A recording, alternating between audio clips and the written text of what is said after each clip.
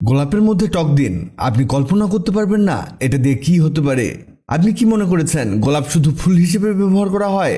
না বন্ধুরা, গোলাপ দিয়ে অনেক দামি দামি জিনিস তৈরি করা হয় যা আমরা জানিও না। অথচ শুধুমাত্র গোলাপের মধ্যে কিছু জিনিস মেশালেই সেই দামি জিনিসগুলো আপনিও বানাতে পারবেন।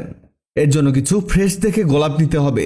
এখানে আমরা আপাতত 4টি গোলাপ নিয়েছি, পরে লাগলে আরো নেওয়া যাবে।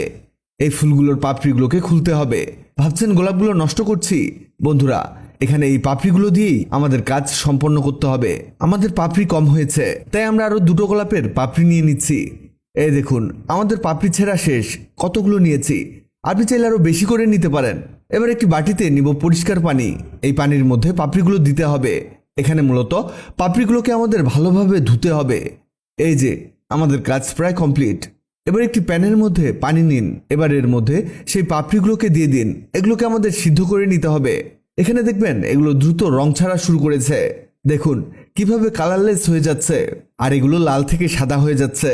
এই অবস্থাতে এটাকে ঢেকে দিবেন 5 মিনিটের জন্য। এদিকে নিতে হবে পুদিনা পাতা। পুদিনা পাতার ডাটা আলাদা করে নিয়ে পরিষ্কার করে নেবেন। 5 মিনিট পরে এর ঢাকনা খুলে এর মধ্যে পুদিনা পাতাগুলোকে দিয়ে দিন। এখানে আমাদের মূলত গোলাপ এবং পুদিনার নির্যাস পানির মধ্যে আনতে হবে। এভাবে বারবার ঢেকে দিতে হবে আর ঢাকনা খুলে নেড়ে দিতে হবে। এই দেখুন পানির কালার গোলাপি হয়েছে। দাঁড়ান ভালোভাবে দেখাই। বাটির মধ্যে ছেঁকে নিলেই এর আসল কালার বুঝতে পারবেন। এই দেখুন কেমন লাল হয়ে গেছে। সম্পূর্ণ গোলাপের নির্যাস এর মধ্যে চলে এসেছে। দেখুন রংটাও কি চমৎকার এসেছে। এবার এটাকে একটি প্যানের মধ্যে দিয়ে দিব। এটাকে প্যানে দিয়েই আমাদের একটা মালটা নিতে হবে। এর মধ্যে থাকা জুসটি আমরা বের করে নিব। আপনি এখানে একটা মালটা দিয়েই এটা বানাতে পারবেন। দেখুন একটা মালটায় কতটা রস হয়েছে। এটাকে আমাদের গোলাপের পানির মধ্যে দিয়ে দিতে হবে। আরো লাগবে বেদানার জুস।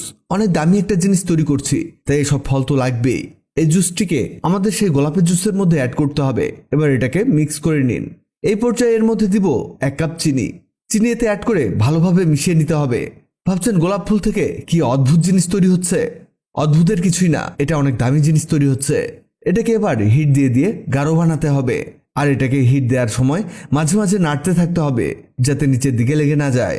এটা হতে হতে আপনাদের জানিয়ে দিই, আগের ভিডিওতে কমেন্ট করেছেন পঞ্চগড় থেকে সাদ্দাম হোসেন, ওয়েস্ট বেঙ্গল থেকে সাদিয়া খাতুন, ঢাকা থেকে সোহেল রানা, খুলনা থেকে মিহিকা আখি, সিরাজগঞ্জ থেকে মোহাম্মদ আলামিন। আপনারা যারা কমেন্ট করেছেন আপনাদের ধন্যবাদ। এই যে আমাদের এটা হয়েছে। কিভাবে বুঝবেন এটা হয়েছে? এভাবে অল্প একটু আঙ্গুলে নেবেন আর দেখবেন এটা আঠালো হয়েছে কিনা। যদি আঠালো না হয় তাহলে আবার হিট দিন, আর আঠালো হলে এটাকে নামিয়ে নিন। দেখুন কেমন কড়া কালার এসেছে। চমৎকার একটি জিনিস তৈরি হয়েছে। দেখাই কেমন গাঢ় হয়েছে। এই দেখুন তৈরি হয়ে গেল গোলাপের শরবত। আপনি এটাকে রুহ আফজার সাথে তুলনা করতে পারেন, তবে এর টেস্ট রুহ আফজার চেয়ে অনেক বেশি মজার। আর এটা একেবারে প্রাকৃতিক, কোনো কেমিক্যাল এতে অ্যাড করা হয়নি। এজন্য এটা আপনার জন্য স্বাস্থ্যসম্মত। প্রচন্ড গরমে এটা আপনি বানিয়ে রাখতে পারেন, আর এটা একবার বানিয়ে অনেকদিন পর্যন্ত খেতে পারেন। গরমে ক্লান্ত শরীরে 1 গ্লাস এই শরবত আপনার শরীরকে চাঙ্গা করে দিতে পারে।